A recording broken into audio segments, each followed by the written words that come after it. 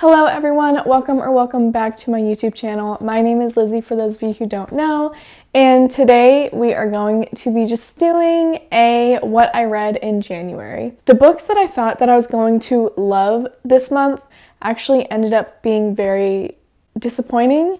So yeah, we're just gonna get into it. The first book that I read this month was Iron Flame by Rebecca Ross, and this is the second book after Fourth Wing. I read Fourth Wing last year, honestly around the time that it had its hype. That was where the biggest hype was last year. That's when I read it. And I actually gave that book a 4 stars. It was pretty good. It wasn't the best thing I've ever read. It wasn't anything special, but I appreciated it for what it was. So I went into this book thinking that I was gonna enjoy it more, and I actually enjoyed it way less. I gave it a 3 stars. Guys, are we sure that anything happened in this book? It was so politics heavy, and the last maybe 75 pages were action, which I appreciated, but I literally fell asleep reading this book so many times. It took me 2 months to finish, which is crazy. It does not take me that long to finish a book usually. Xaden and Violet were so annoying. They're just back and forth. I'm so sorry if you like this book. This is my opinion. It doesn't really matter what my opinion is. If you like this book, that's literally amazing, and I love that. But it just it was 600 pages of nothing, and I'm literally falling asleep even thinking about it. Yeah, the ending was just very underwhelming to me. I didn't see it as a huge plot twist or something that I was I just wasn't very, it was just very underwhelming, and I finished it feeling frankly bored. It's also just so long.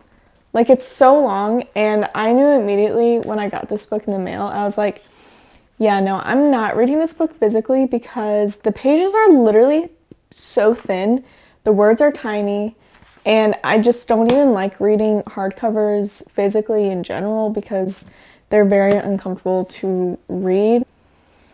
Very, very mid. So the next book that I picked up, I don't have with me physically because I read it on my Kindle, was None of This Is True by Lisa Jewell.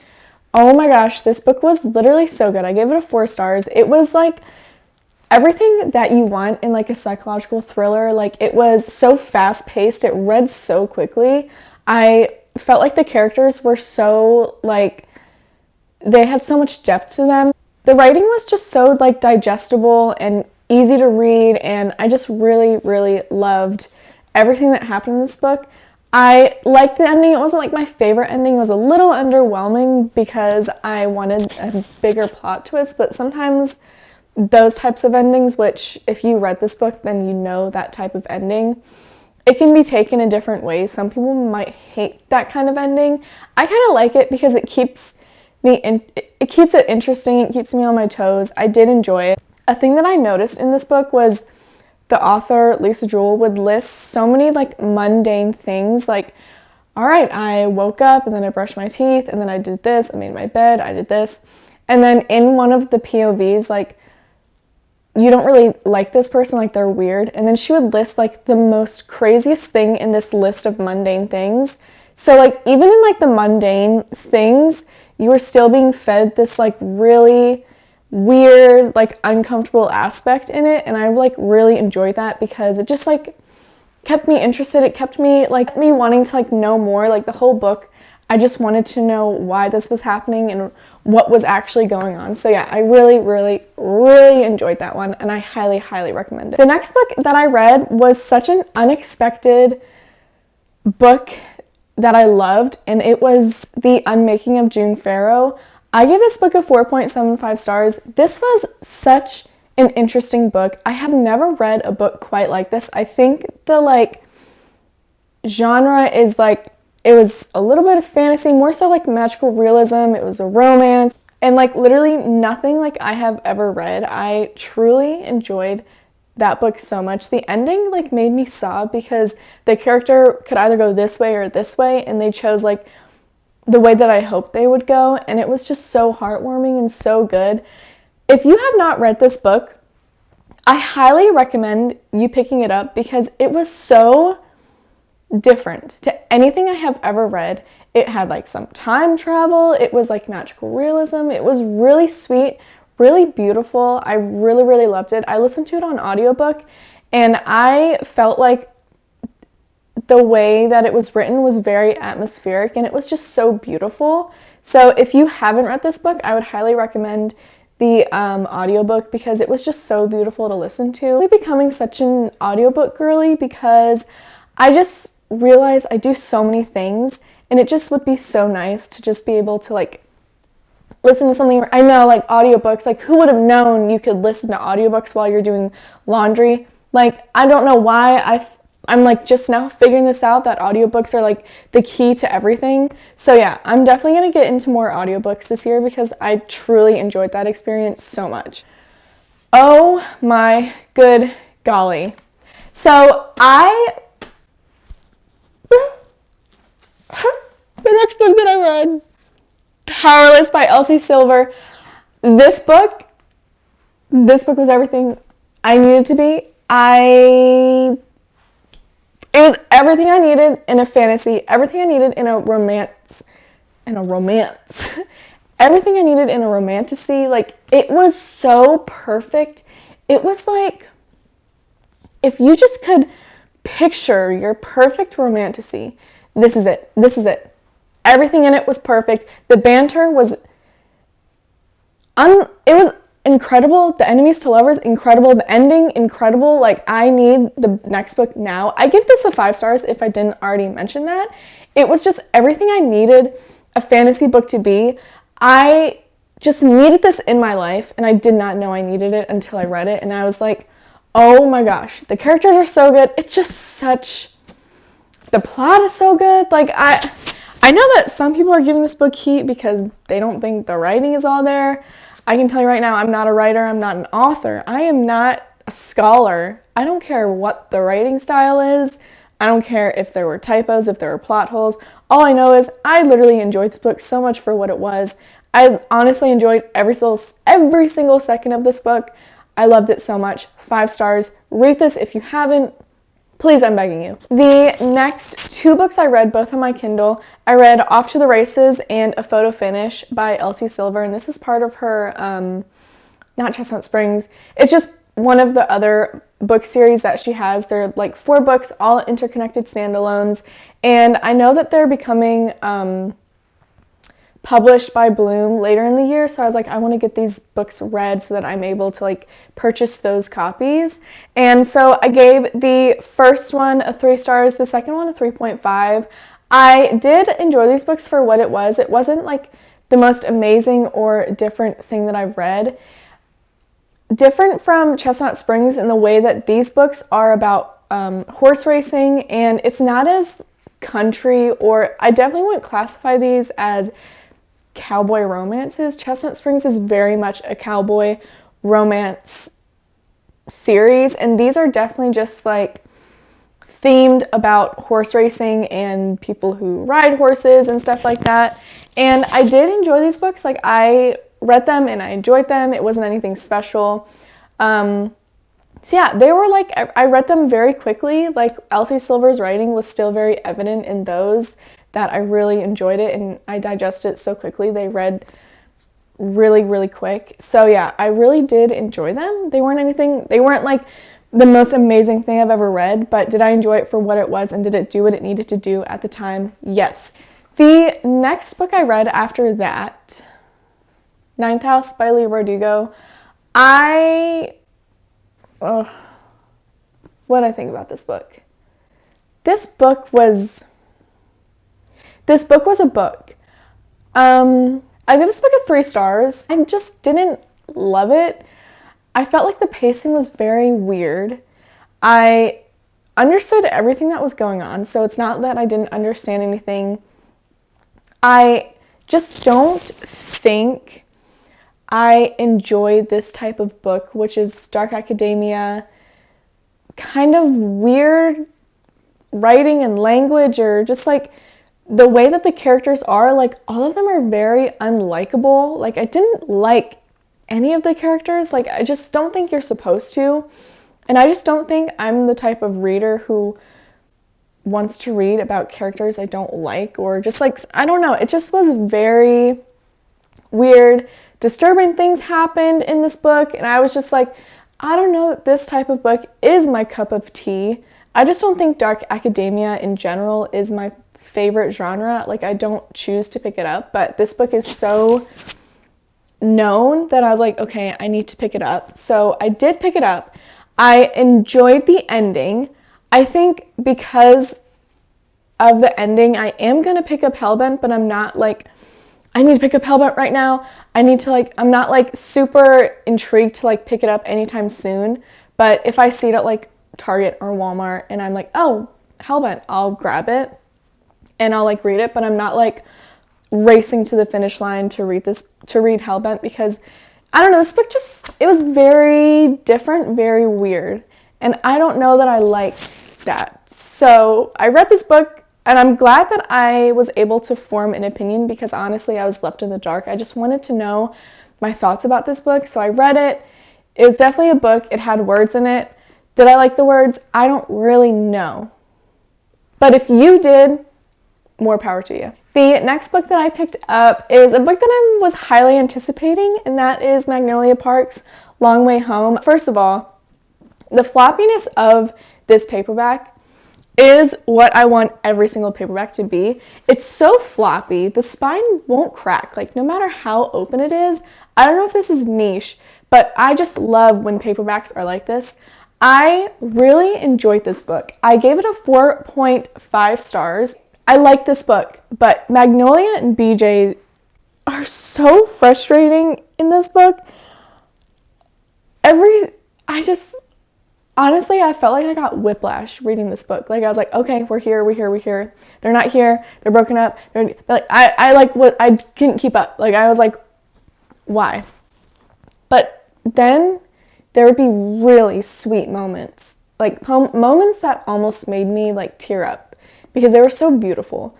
These two characters have so much depth and history, and they are the definition of soulmates. It just was a lot. The ending was a lot.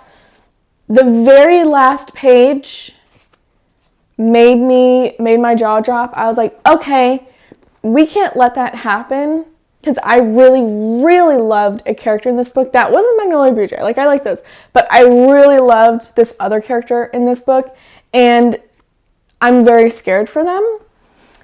So I am going to need to immediately pick up The Great Undoing, because I just need to know what happens. And I know that the last book, Magnolia Park's Into the Dark, is actually coming out later on this month. So I'm just going to be in that world this month. And I'm really excited because I do enjoy it. So yeah, so good. Obviously, I'm late to the game with this series, so I'm sure some of you have already read it. So yeah, so good. Okay, guys, the last book that I read this month.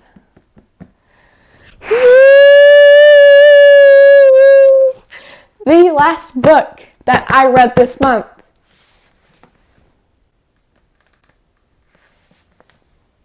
House of Flame and Shadow by Sarah J. Maas. Guys, I'm so scared to talk about this book. I'm terrified. House of Flame and Shadow. Crescent City. I should really capitalize that. This is a Crescent City book, okay? If you have read House of Sky and Breath, and you read that ending, you go into this book thinking that that ending will be a ginormous theme in this book, and actually just like this whole book is just going to be exploring that. It's not. And I read this book in 26 hours. I literally made a whole reading vlog. I'm going to post it later on in February, because I want to do it while everyone has read the book, give everyone plenty of time to like be able to sit down and read that spoiler reading vlog. But I read this book and I was literally loving the first like 200 pages. If you know, you know. I was literally loving it. I was crying, so happy. I was just like love. Like I just was literally loving it. And I was like, if the book continues the way these first 200 pages are going, I will die. This whole book. 5 stars, don't even care. And then all of a sudden, that storyline stops. It stops. Something happens. And then we go back to, you know, Crescent City, because this book is Crescent City. I will, again, emphasize that. This is a Crescent City book. So, do I understand why that storyline stopped and why it didn't continue? Yes, I do, because this is Crescent City and not you know what. Okay?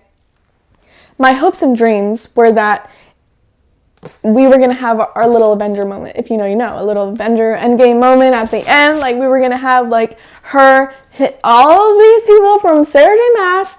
I was delusional this whole entire book, saying, I'm so, okay, this means this means this. I can't wait for them to come out. No. I was delusional this whole entire book.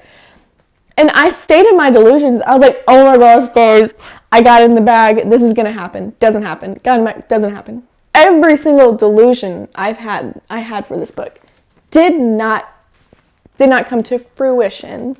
I gave this book a 4 stars, which a 4 stars is a great rating. 4 stars is a great rating. But the anticipation of this book, I would have given you my left pinky. I would have cut it off, given it to you, to say, I'm rating this book a 5 stars. I was so sure I was going to give it a 5 stars. So to give this book a 4 stars was so disappointing in and of itself.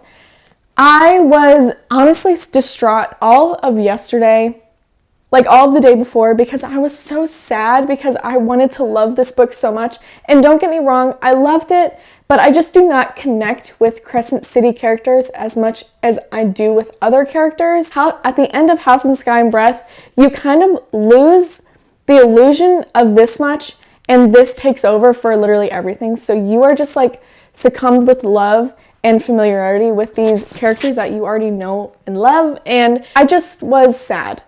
I was sad. It made me sad because I thought I was going to see some characters that we haven't seen for a long time, and we did for a brief moment. But I just really was sad. And so I think I just really had to realize, I think Crescent City is not my favorite series by her. I just don't connect with the characters as much.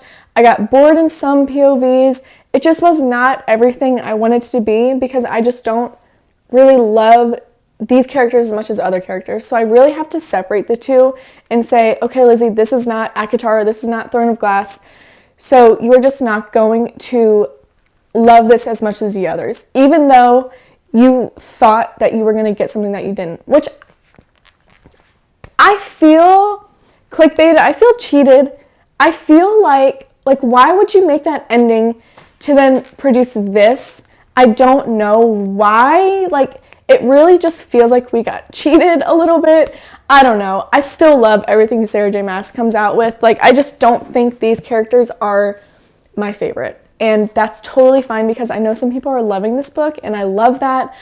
I know some people agree with me to an extent, so I'm happy that I have some people who I can relate to, because it just really sucks not loving a book that you thought you were going to love. And it might be like the most heartbreaking thing ever. I talk about it more in my reading blog. I'm just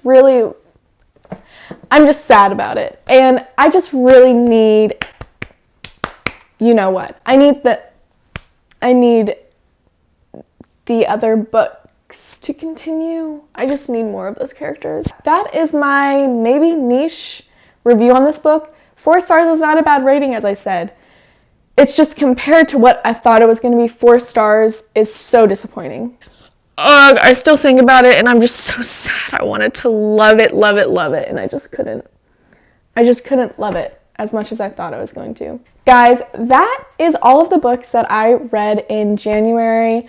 Like I said, I came out of the month with a 5 star, but I did read 2 books that were just like very disappointing, and it just sucked. So that's not fun, but we do have a 5 star, Powerless. Literally love it, literally love it, literally love it. So yeah, that is the end of today's video. I really hope you guys enjoyed. If you have Any video requests, please leave them down in the comments. I will be sure to look over them because I would love some new ideas on what videos to do. Guys, I hope you enjoyed today's video. If you did, please let me know. Please like, comment, subscribe, do all of those things that you guys know how to do, and I will hopefully see you in my next YouTube video. Bye, guys.